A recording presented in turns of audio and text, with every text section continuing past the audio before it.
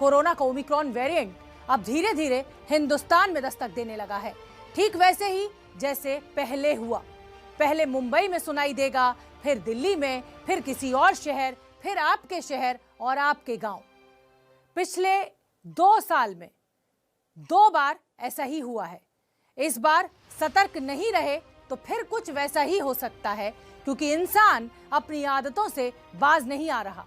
कई शहरों में विदेश से आए कुछ लोग अपनी पहचान छिपा रहे हैं, वो प्रशासन से बचना चाह रहे हैं, अपनी मुसीबत आप पर अब मढ़ना चाह रहे हैं।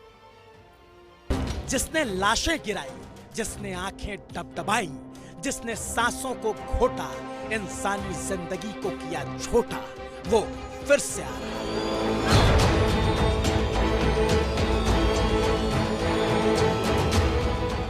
वो फिर डरा रहा है, वो सितम ढा रहा है, बढ़ता चला जा रहा है। वो विकराल है, कालों का काल है। हवा में फिर से जहर खुला, सांसों को फिर से तकलीफ का सिला मिला, मौत और मातम का तांडव फिर से निकल पड़ा है।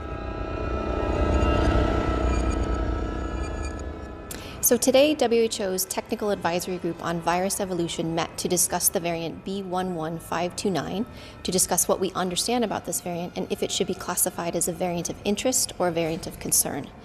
Based upon the information that we have, particularly from South Africa, they have advised WHO that this variant should be classified as a variant of concern. जी, वो बहरूपिया रूप बदल कर फिर से आया है, साथ में विश्व के माथे पर चिंता का सबब लाया है। क्योंकि दक्षिण अफ्रीका में मिला कोरोना का नया वेरिएंट बहुत घातक है। पिछली बार भारत में तबाही मचाने वाले डेल्टा वेरिएंट से भी ज्यादा घातक है।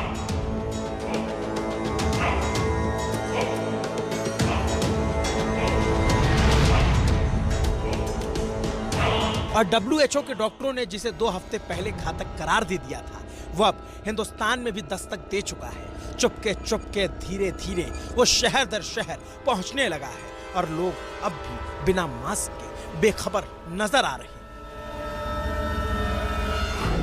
और उस पर डराने वाली खबर ये कि तेजी से फैलने वाले ओमिक्रॉन की जद में दुनिया भर के 77 देश आ चुके हैं।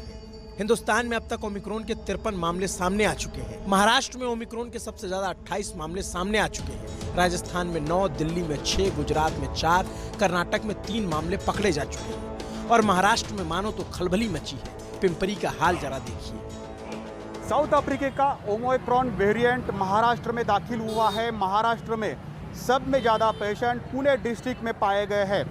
पुणे में 1 है तो पिंपरी चिंचवड में 6 पेशेंट ओमिक्रॉन वेरिएंट के पाए गए हैं। इसकी कारण ही पिंपरी चिंचवड म्युनिसिपल कॉरपोरेशन ने बड़ा ऐलान किया है और लोगों को मास्क पहनने की और सोशल डिस्टेंसिंग रखने की आह्वान जो है वो किया गया है। उसके बावजूद भी हम अभी पिंपरी कैंप में आए हैं। यहाँ पे हम देख सकते हैं कई लोगों ने ठीक से मास्क पहने नहीं है, तो कई लोग तो एक तरफ ओमिक्रॉन ने महाराष्ट्र के भीतर कदम रख दिए हैं, हर कोई इस बात से आशंकित है, तो दूसरी तरफ बीएमसी ने स्कूल खोल दिए हैं। कितना ज्यादा विरोधाभासी है ये। साइन इलाके का ये गौरी दत्त स्कूल है। लगभग 2 साल के लंबे इंतजार के बाद राज्य सरकार की तरफ से ये घोषणा की गई है कि आज से पहली से लेकर 7वीं तक यानी कि प्राथमिक कक्षाएं जो हैं वो बच्चों की शुरू कर दी जाए। दरअसल इस स्कूल को क्लासेस को जो है वो 1 दिसंबर से चालू किए जाना था, लेकिन चूंकि कोरोना वायरस का जो प्रकोप है ओमिक्रॉन का वो बढ़ रहा था, उसके लिए इसकी मियाद जो है वो 1 तारीख से लेकर अब 15 तारीख कर दी गई है। अब देखिए कि यहाँ पर आज 15 तारीख है और बच्चे किस तरीके से यूनिफॉर्म में अपने स्कूल को लौटे हैं। ये दृश्य बहुत ही मनमोहक है, क्योंकि 2 साल के लंबे इंतजार के बाद बच्चों ने पहला कदम अपने स्कूल में रखा है। अब देखिए कि किस तरीके से सभी कोरोना प्रोटोकॉल का पालन किया जा रहा है। यहाँ पर बच्चे सोशल डिस्टेंसिंग का फॉलो कर रहे हैं। जैसे ही वो स्कूल में एंटर होते हैं तो शिक्षक इस बात को सुनिश्चित कर रहे हैं कि उनको सैनिटाइज किया जाए, हैंड वॉश किया जाए, उनका मास्क उन्होंने प्रॉपर पहना के तरीके से पहना है कि नहीं वो किया जाए। उसके बाद ही इन बच्चों को जो है वो एंट्री दी जाती है स्कूल में। सर आप बताइए कि आप प्राध्यापक हैं यहाँ पर, किस तरीके से देखते हैं 2 साल के बाद जो है बच्चे आए हैं स्कूल में, कैसी फीलिंग है? बहुत अच्छी फीलिंग है और बहुत अच्छा लग रहा है। कम से कम बच्चे जो है स्कूल में आए, हमारा जो क्लास खाली था वो भरेगा। अभिभावकों और शिक्षकों का स्कूल खोलने पर मिला जुला रिस्पॉन्स है, मगर असल खतरा तो बच्चों को है, जिनके लिए अब तक कोई टीका नहीं बना है। और खतरे की बात यह कि ओमिक्रॉन को आप हल्के में भी नहीं ले सकते, क्योंकि ये जान भी ले चुका है। और इसके सबसे ज्यादा 4,713 मामले यूके यानी ब्रिटेन में है। इसके अलावा डेनमार्क में 3,437, नॉर्वे में 1,176, साउथ अफ्रीका में 900, अमेरिका में 192 और कनाडा में 178 केस हैं। पूरी दुनिया में ओमिक्रॉन वेरिएंट के 12,010 केस पाए गए हैं। और अब तो हिंदुस्तान भी ओमिक्रॉन से अछूता नहीं है। वैक्सीनेशन के बावजूद भी खतरा बना हुआ है। We need to cover every adult of our nation with 2 doses of the vaccine. Those who have taken first dose, please remember, it is not enough. काफ़ी नहीं है 1 डोज, हमें 2 डोज लेनी है। तो सबसे महत्वपूर्ण हमारा स्टेप है कि हम इन वैक्सीन को हर वयस्क तक पहुंचाएं, और यही हमारी सबसे बड़ी शील्ड होगी आज की जो पेंडेमिक की सिचुएशन है।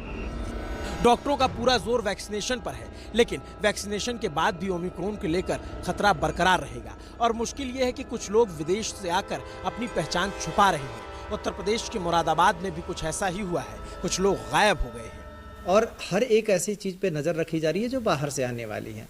बीच में एक इशू आया था कि जो लोग हैं, अगर उसमें से जो बाहर से लोग आए थे, हालांकि वो टेस्टेड हैं और उन लोगों के वैक्सीनेशन भी हुआ पड़ा है, लेकिन उसके बावजूद उनकी अगर कहीं पे मिसिंग नंबर है, मिसिंग नंबर को भी हम तलाश रहे हैं।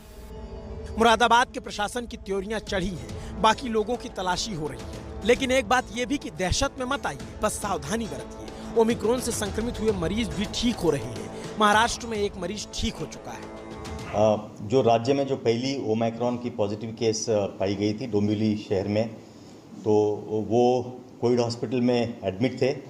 आज उनका रिपोर्ट नेगेटिव आने से उनको डिस्चार्ज दिया गया है। यानी ओमिक्रॉन से संक्रमित लोग ठीक भी हो रहे हैं, उनका प्रॉपर इलाज भी हो रहा है। इसलिए घबराना नहीं है, बस सावधान रहना है।